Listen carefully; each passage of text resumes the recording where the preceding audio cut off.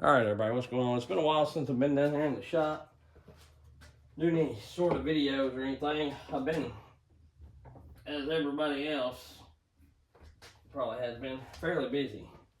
And I've done a fair bit of cutting, wood selling. I've got a cord I got to go deliver tomorrow, and I'll probably bust some. And I've started doing the bagged wood as I showed that homemade bagger deal. I've talked to a couple liquor joints, and they're gonna around some campgrounds and just liquor joints in general, try to set up and sell some wood. But anyway, what I want to talk about is round filing, chain sharpening. You know, I've done videos on this in the past about not making too big of a hook, you know, and all that, undermining the tooth. But I want to get a little more in depth with it, and talk a little bit more about file size and all this and that.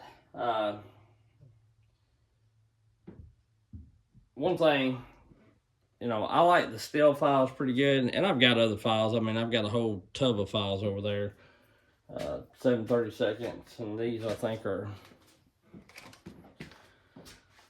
the steel 13 64ths or whatever. But anyway, and I don't even hand file a lot. I use my grinder most of the time, and I've dabbled into square grinding and things like that. And for me, the time and the effort it takes to learn and get really good at square grinding, which I could grind a decent chain with my square grinder, it would cut just fine. To me, it was just more trouble than it was worth. You know, the square is smoother and can be a touch faster, but it just takes so much longer. I just assume to you know, round file. But one reason I like the steel files is because they're smaller, and then even on my grinder, I went to the CBN wheel, and I got like the 1/8 inch wheel, the thin wheel, and I sharpen.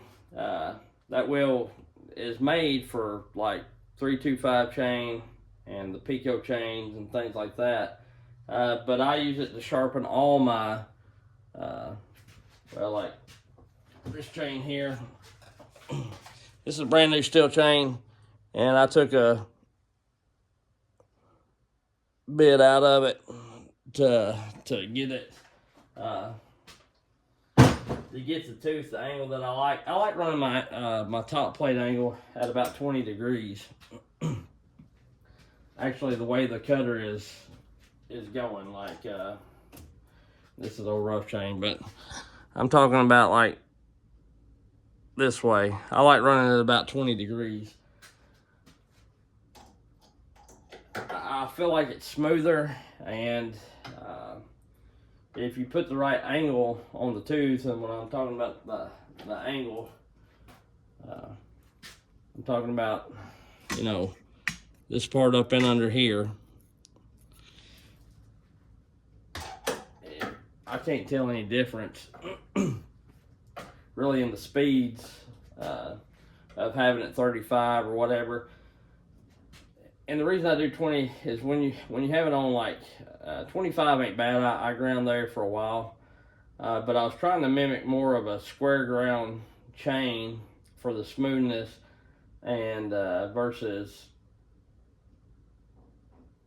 you know, and not having the side plate not looking like a square ground. It's still round ground, but you know, on a square ground chain, a lot of times the top plate angle is only like 20 to 25 degrees, 22 degrees, something like that. And some people do them steeper, some people do them less or whatever. But where I think the square grind really shines is the cutting angle is a lot steeper. So I've got my cutting angle on my grinder set up at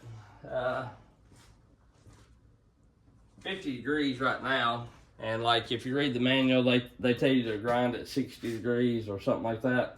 But I grind it at 50 degrees.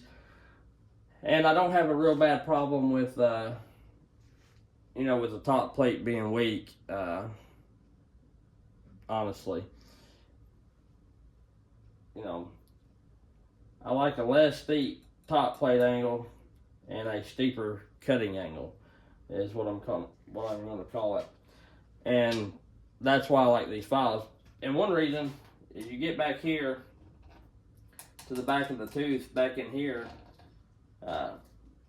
you go to using a 7/32 file, and it's just about too big. I mean, you can file with it, and it'll cut. But you know, a lot of people say a chain gets down. I've heard a lot of people talk about the chain getting wore down and all that, and just getting rid of it because they can't never get it to cut as good.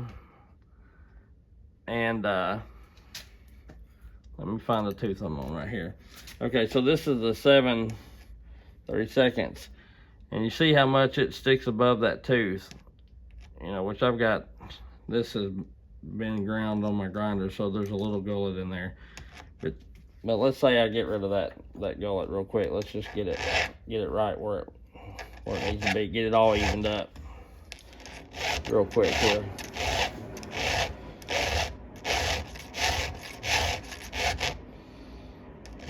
Okay, so that's pretty close.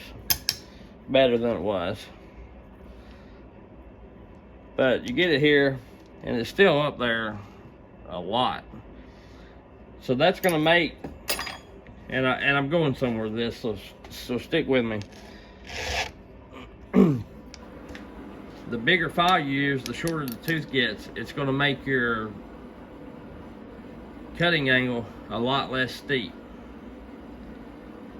And you know, sometimes that ain't terribly bad. You know, it makes for a little smoother chain if you are running a real steep point on it.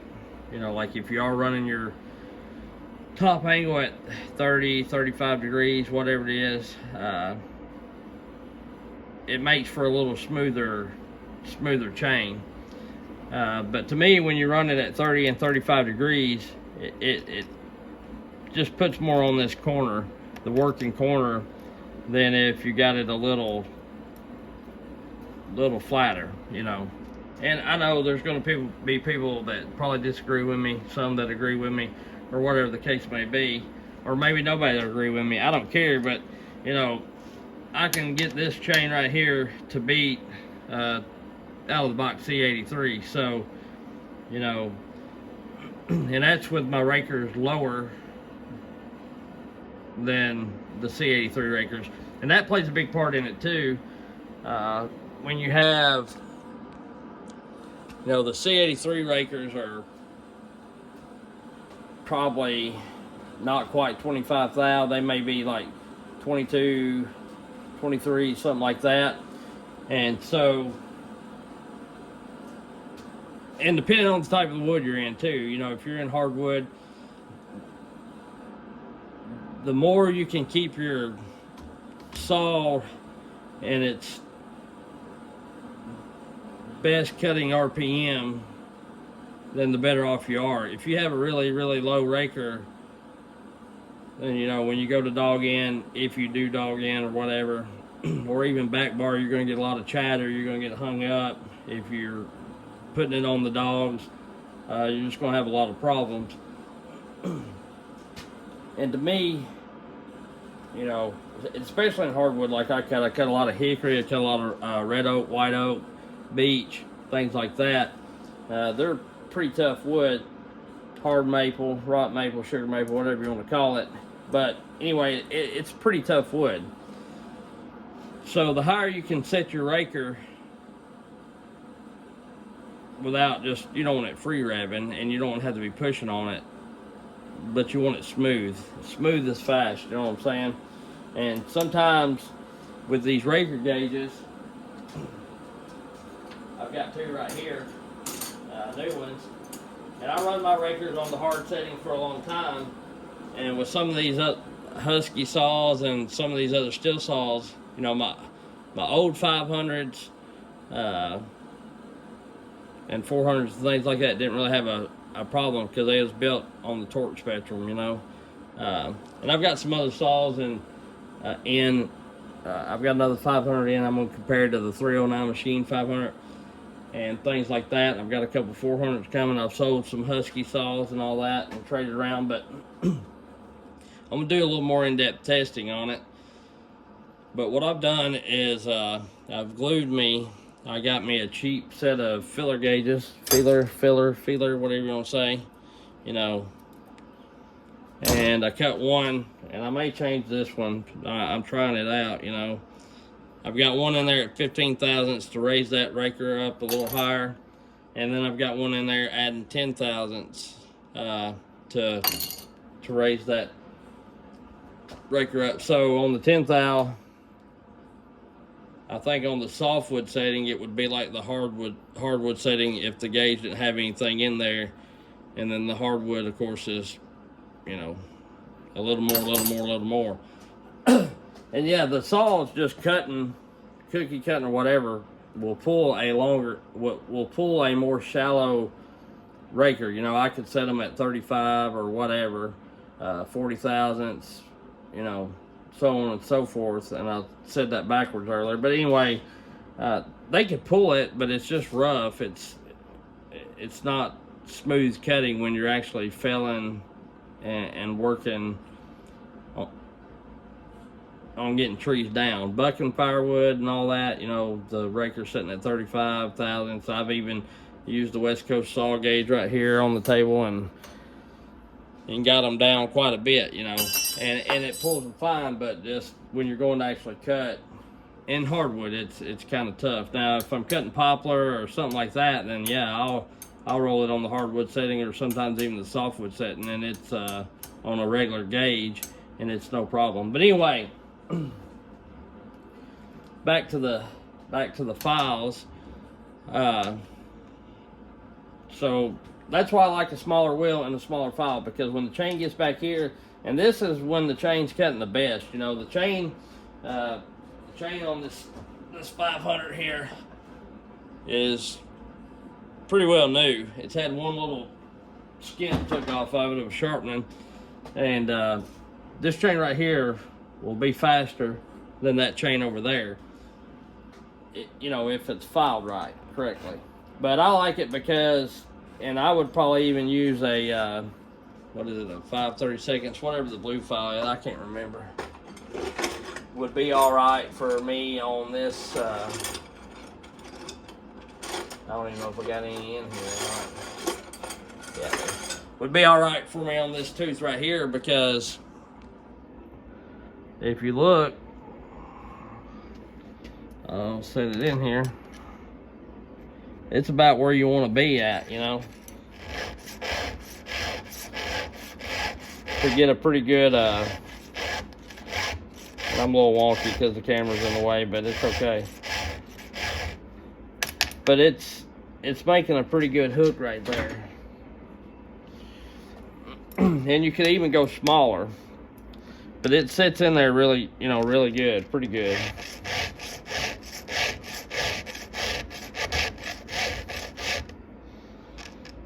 Yeah, that's about perfect. And if you went smaller to like the red file, whatever they are, I don't even know.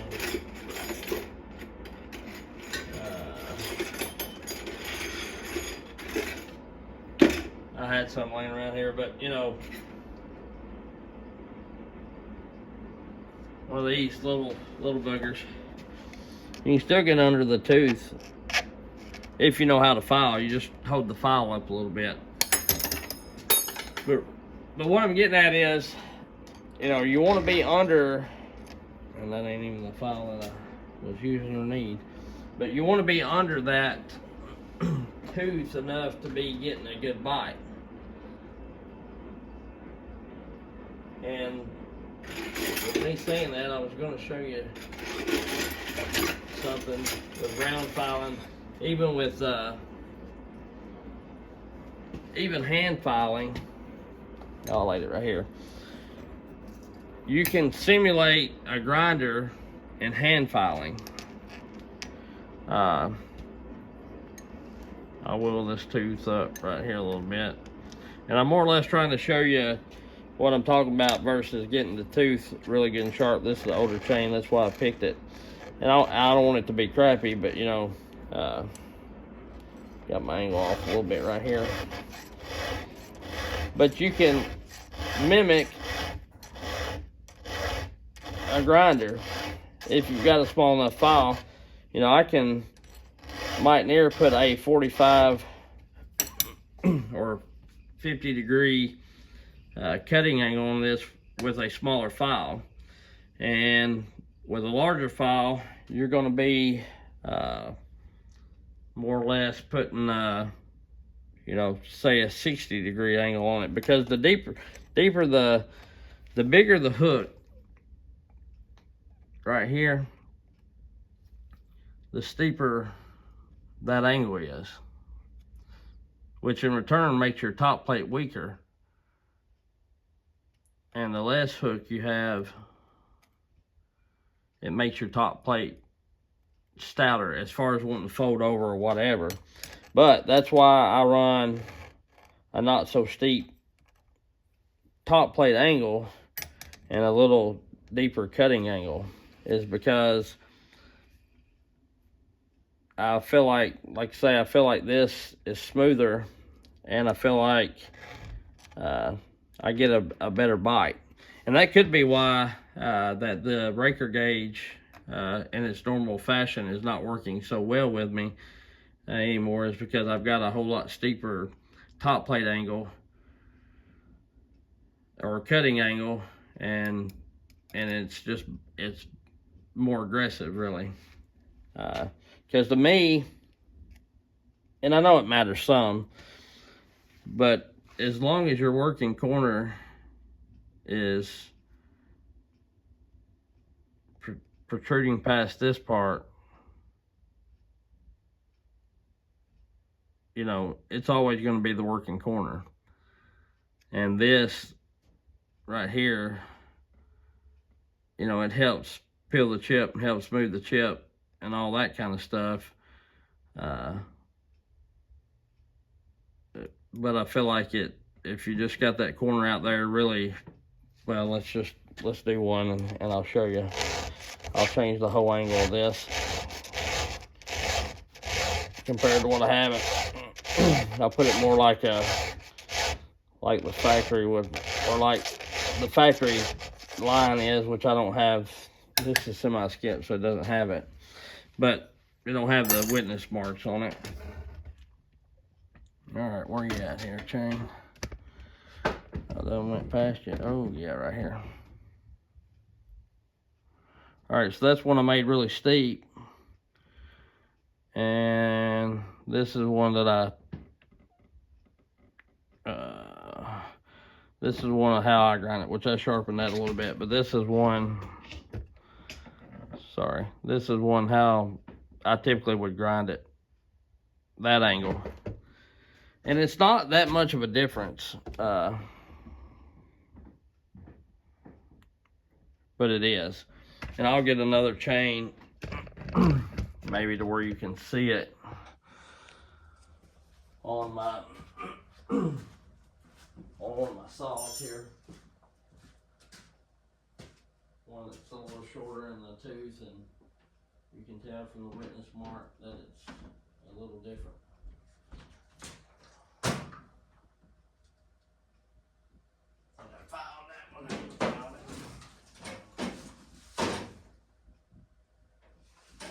Here's the one on the Briscoe 462. So you can look at the witness mark.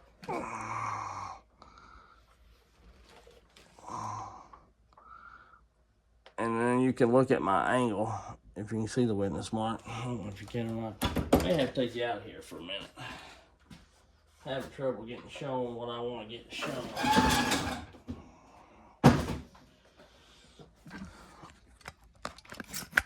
Ooh. Tooth's a little crummy. Well, I don't even know which one to clean. Way back here.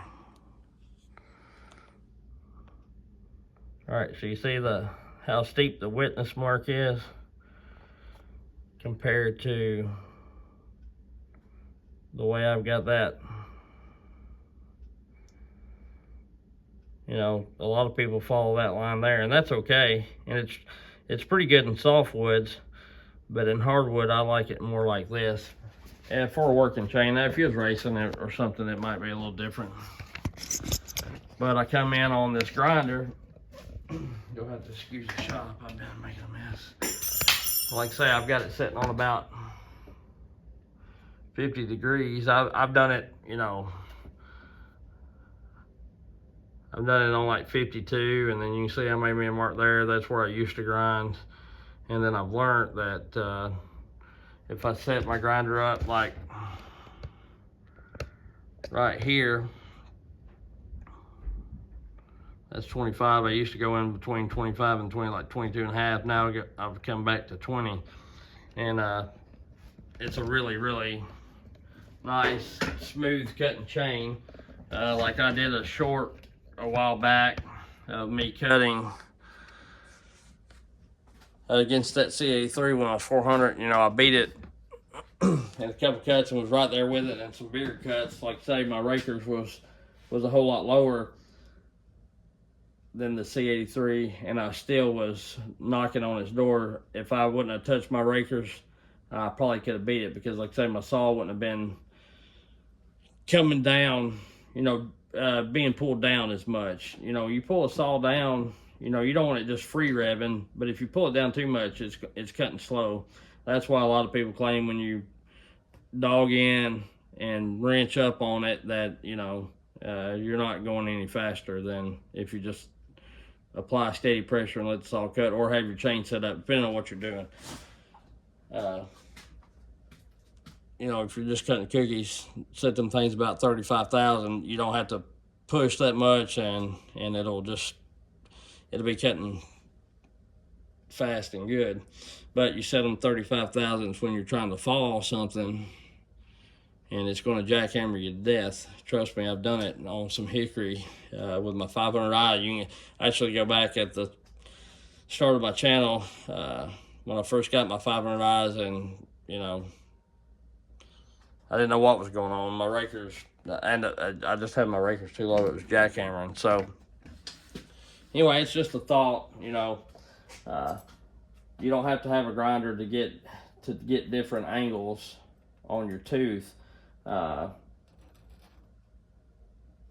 Just depending on where you're at in your tooth, you know, which still on their chain claims you need a 1364 file anyway. A lot of people use the 7/32 or the big file, whatever it is.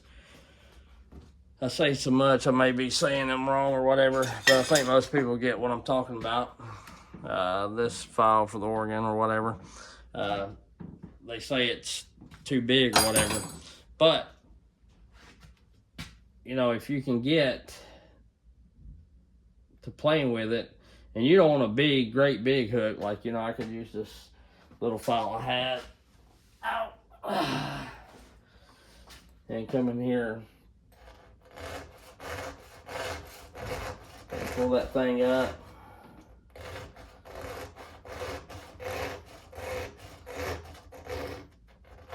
And then, you know, that's going to be a pretty steep cutting angle right there, me doing it like that. I'm ever so slightly pulling up and then rubbing it, and that's going to be a pretty big hook and a pretty weak top plate, maybe, you know, so to speak. And you know, how you determine your cutting angle is how much of the file you see. You know, like this file on this tooth, or this tooth, let's see what you can see where I'm at right here.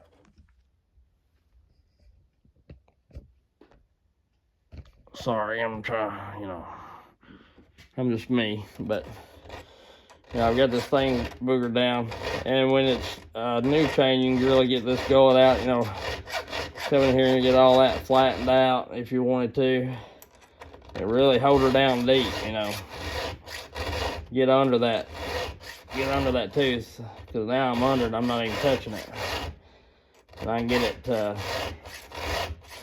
get this tooth, even though it's shallow, about 1/4 of the way up on the file. When typically I'd file this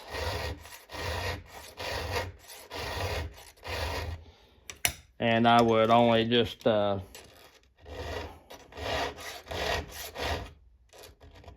know,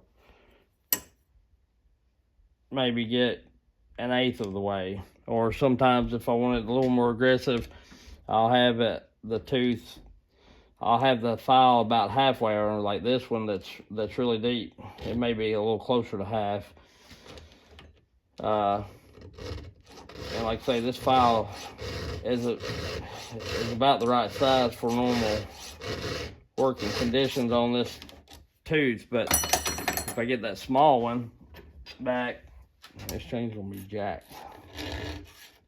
I have to go back and check it. You know, I can, and this may be a smaller file than the other ones. I think it may be the smallest file. I think those red ones I had was a little bigger, but I don't know what I done with no red ones. Yeah, this is one like that. Alright, this is the file size I was needing. I grabbed one too small. But this is smaller than the, no, that is a red one. So that's smaller than the 5/16. This one is, it's a 5/32 file. That one there was like 1/8 or something that I had. But anyway, I don't even know where I was at on the tooth or showing y'all or whatever. I might have rolled it too far to me. But anyway, you know, I come in, I get this tooth about halfway of this file, or a little past it. And then I do my cleanup stroke, take a little bit, just see it till the sliver comes off. Which this chain is pretty sharp anyway, but, and now I've got a top plate that looks about like a 45-degree angle, or a 50-degree angle like I have on my, versus like say on this one. Let me go back to the big file. Let me slide you back where, not the big file, but the blue file, the 5/16, I think, or 3/16, sorry. Probably if I'm gonna do a sharpening video, I need to learn how to call the files out right, don't I? So I'm gonna do these, and I'm only about 1/4 of the way up, and I can pick up a little bit or go down to get that cutting angle different. And it's a little different. And I'll show you here. Let me scoot you back.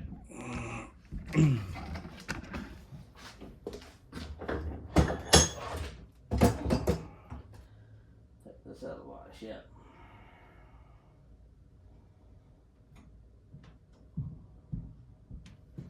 It's a different angle for sure. So, all right. Let me see which one I did what. That's the one I done with the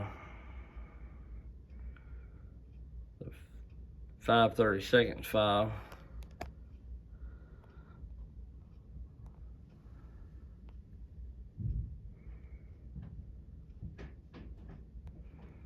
Yep, sorry, find it. That's the one I done with the 5/32 file.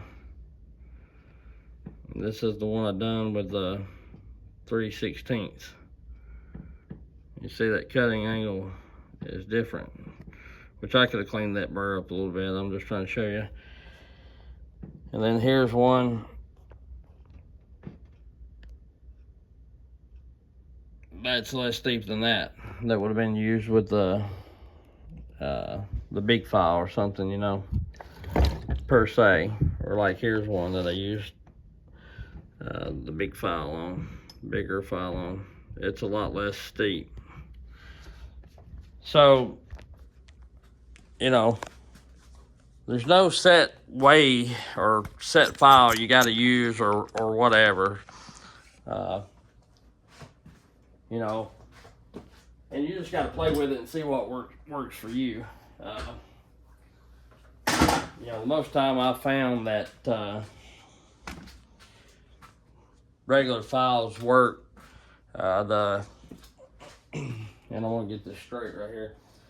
The 7/32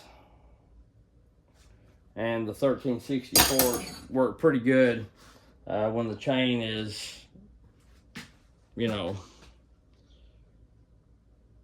when 5/8 to 3/4 of the chain or the cutter tooth is left, you know, you've got that much left, or you've took 1/4 to 3/8 off of it, then it's pretty good. But once you get halfway on the tooth, like to me, I like to start stepping down files. And you know, sure, there's people that use big files the whole way back, but they're also, if they're getting a good sharpening, to me, they're digging down in there pretty good, or they're just not running as steep of a cutter angle, you know. So either way, how you want it. But I just thought I would share that. I was playing with it the other day, and it's kind of common knowledge, but I just happened to get to thinking about it, and you know, really haven't seen many videos showing that. You know, they show about using different files and pulling up, but you know, most of the time you want a hook that is about